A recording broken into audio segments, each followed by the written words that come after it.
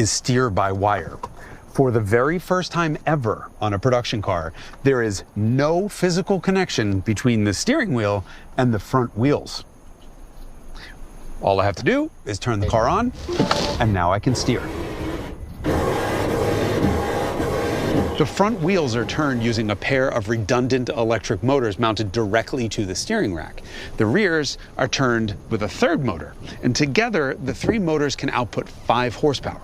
Running 5 horsepower on 12 volts would send 3 times the current across the wires as your average 1970s house could handle. House! The Cybertruck might be the size of a house, but it has a turning radius roughly the size of a Model S.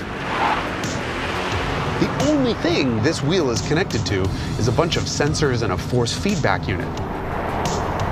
I'm not sure I'd want this in a sports car, but in something the size of a school bus, why not?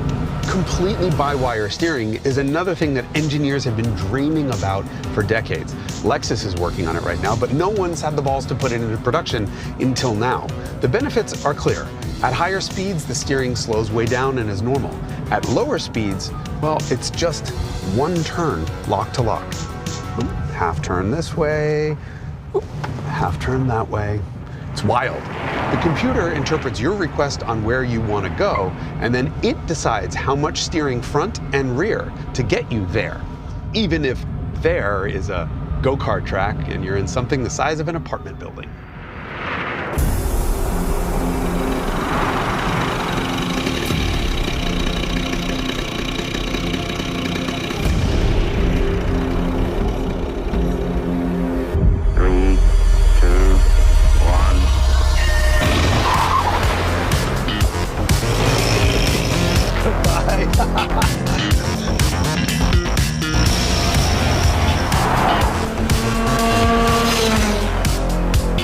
Look how easy this is.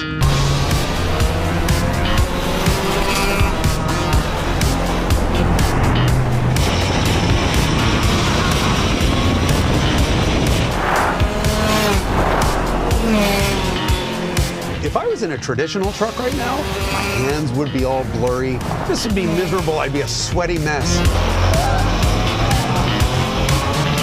Hey, look at this. Randy can't even come close to keeping up.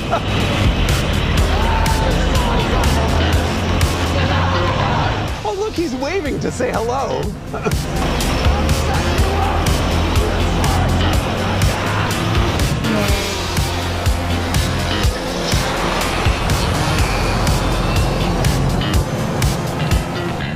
I genuinely thought it was going to take a long time to get used to the steering, but no, I'm already there. Look. Your brain remaps how fast it is, and just look at that perfect apex, beautiful track right out, on the power in the straight line, brake in the straight line. This is easy. And everything here is at least double redundant, triple redundant for all the critical stuff. So if 2 sensors disagree about something, well, it can use the third as a tiebreaker. By the way, I'm not worried about a failure, and neither should you be. Commercial jets have all been fly-by-wire since the 1980s. The first was the Airbus A320, which went into production in 1988. Ironically, the same year as the BMW 750i went into production with the world's first throttle-by-wire. This is a known technology. Every car on sale right now is throttle-by-wire, and the entire industry has been trending towards brake-by-wire for years. Ever heard of a failure? Me neither.